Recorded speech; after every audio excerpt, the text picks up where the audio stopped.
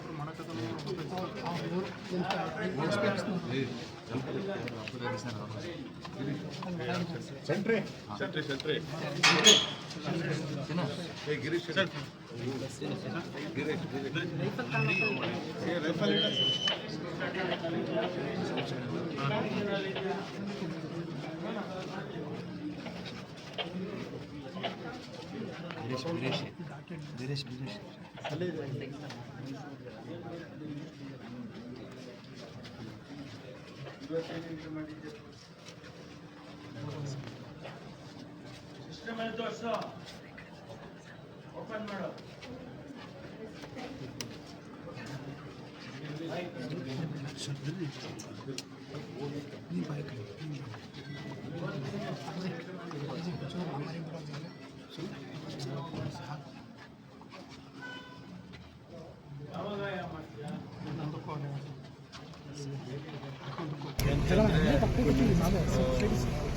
Police ಸ್ಟೇಷನ್ಗೆ police ಸ್ಟೇಷನ್ಗೆ ದಾಂಧಲೆ ಮಾಡಿ ಪೊಲೀಸ್ನವ್ರ ವೆಹಿಕಲ್ಸ್ನೆಲ್ಲ ಡ್ಯಾಮೇಜ್ ಮಾಡಿರ್ತಕ್ಕಂಥದ್ದು ಒಂದು ಭಾಗ. ಯಾರು ವ್ಯಕ್ತಿ ಅವನು ಮಟ್ಕ ಆಡಿಸ್ತಾ ಇದ್ದ ಅಂತ ಹೇಳಿ ಅವನನ್ನು ಕರ್ಕೊಂಡು ಬಂದು ಅವನು ಸತ್ತಿದ್ದಾನೆ, ಅದು ಒಂದು ಭಾಗ. ಎರಡನ್ನೂ ಕೂಡ ಈಗಾಗಲೇ ನಾವು ತನಿಖೆಗೆ ಆದೇಶ ಮಾಡಿದ್ದೇವೆ. ತನಿಖೆ ಏನು ಬರುತ್ತೆ, ತನಿಖೆಯಲ್ಲಿ ವರದಿ ಏನು ಬರುತ್ತೆ ಅದನ್ನು ಈಗ FSL ಕೂಡ ಅವರು ಇದನ್ನು ಕಳಿಸಿದ್ದಾರೆ, ಯಾವ ರೀತಿ ಅವ್ರು ಸತ್ತಿದ್ದಾನೆ. ಅದೆಲ್ಲ ಬಂದ ಮೇಲೆ ನಮಗೆ ಸತ್ಯಾಂಶ ಗೊತ್ತಾಗುತ್ತೆ. ಅದರ ಮೇಲೆ ಮುಂದೆ ಕ್ರಮ ಏನು ತಗೊಳ್ತೀವಿ. ಅದಕ್ಕೆ ನಾನೇ ಶಿವಮೊಗ್ಗಕ್ಕೆ ಬಂದಿದ್ದೆ. ಶಿವಮೊಗ್ಗದಲ್ಲಿ ಏನು ತಮ್ಗೆ ಗೊತ್ತಿದ್ದಾಗ 26ನೇ ತಾರೀಕು ಸೂಸೈಡ್ ಏನು ಅದರ ಬಗ್ಗೆ ಒಂದಿಷ್ಟು ಕುಟುಂಬಕ್ಕೆ ಸಾಂತ್ವನ ಹೇಳಬೇಕು ಮತ್ತು ಘಟನೆ ಬಗ್ಗೆ ನಾವು ಬೇರೆ ಬೇರೆ ಏನು ವಿಚಾರದಲ್ಲಿ ತಿಳ್ಕೊಳ್ಬೇಕು ಅದರಲ್ಲಿ ಈ ಘಟನೆ ಏನು ನಡೆದಿದೆ ಅದನ್ನು ಕೂಡ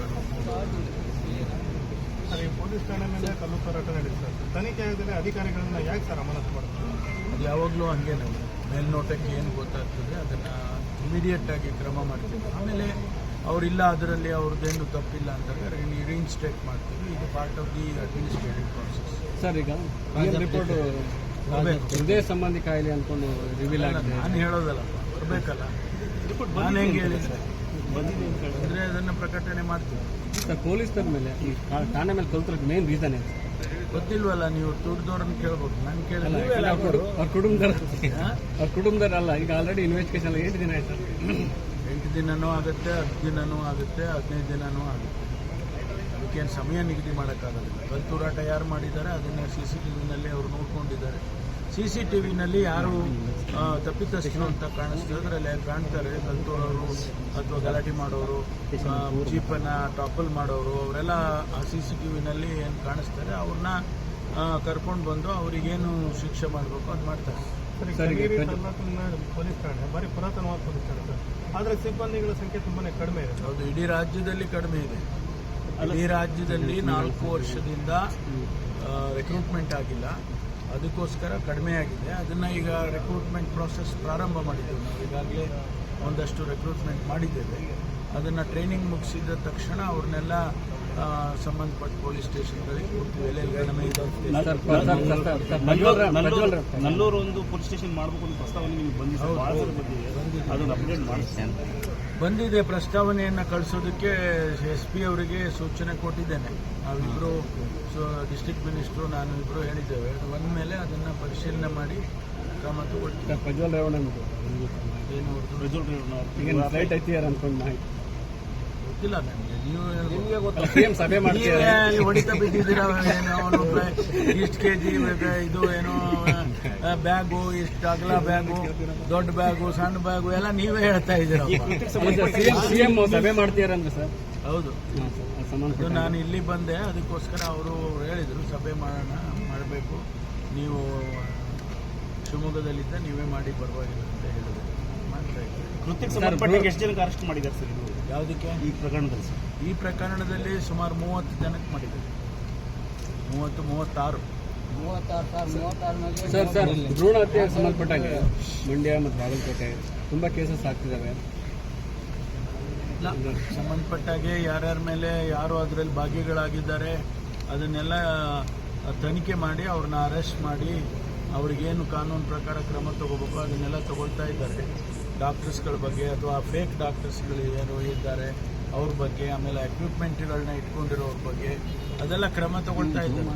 ಅದು ದಿನನಿತ್ಯ ಅವ್ರ ಗಮನಕ್ಕೆ ಬಂದಾಗೆಲ್ಲ ಅದನ್ನು ಅವ್ರಿಗೇನು ಕಾನೂನು ಪ್ರಕಾರ ಮಾಡಬೇಕು ಅದನ್ನು ಮಾಡ್ತಾ ಇದ್ದಾರೆ. ಅದು ರಾಜ್ಯದಲ್ಲಿ ಇಂಥ ಘಟನೆಗಳು ನಡೀಬಾರ್ದು ಅನ್ನೋದಕ್ಕೆ ಎಲ್ಲ ಪ್ರಯತ್ನನೂ ಸರ್ಕಾರ ಮಾಡ್ತಾ ಇದೆ. ಈ ಭೇಟಿ ನೀವು ಏನು ಆದೇಶ ಮಾಡಿದ್ರಿ ಸರ್ ನಿಮ್ಮ ಅಧಿಕಾರಿಗಳು? ಈ ಭೇಟಿ ಮಾಡಿದ್ರಿ ಸರ್? ಅದನ್ನು ನಿಮಗೆ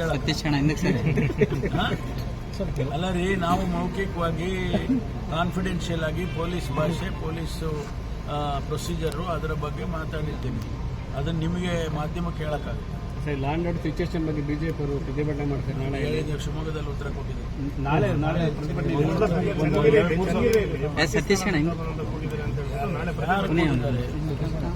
ಯಾರು ಕೂಗಿದಾರಂತ? ಯಾರು ಕೊಡ್ಲಿ? ಕೊಟ್ಟರೆ ಅವರಿಗೆ ಕೊಡ್ಲಿ, ಪೊಲೀಸ್ನವ್ರಿಗೆ ಕೊಡ್ಲಿಲ್ಲ ಅಂದರೆ ಅವ್ರನ್ನೇ ಅರೆಸ್ಟ್ ಮಾಡಿಸ್ಬೇಕಾಗುತ್ತೆ. ಯಾರು ಪಾಕಿಸ್ತಾನ್ ಜಿಂದಾಬಾದ್ ಅಂತ ಹೇಳಿದ್ದಾರೆ ಅವ್ರ ಮೇಲೆ ಕ್ರಮ ತಗೊಳ್ಳೋದಕ್ಕೆ ಪೊಲೀಸ್ನವರು ರೆಡಿ ಇದ್ದಾರೆ. ಆ ರೀತಿ ಹೇಳಿದ್ದಾರೆ ಅಂತೇಳಿ ಸುಳ್ಳು ಅಪಪ್ರಚಾರ ಮಾಡಿದ್ರೆ ಅವ್ರ ಮೇಲೆ ಕ್ರಮ ತಗೋಬೇಕಾಗುತ್ತೆ ಅಲ್ವಾ? ಅದನ್ನು ಮಾಡೋಣ. ಓಕೆ.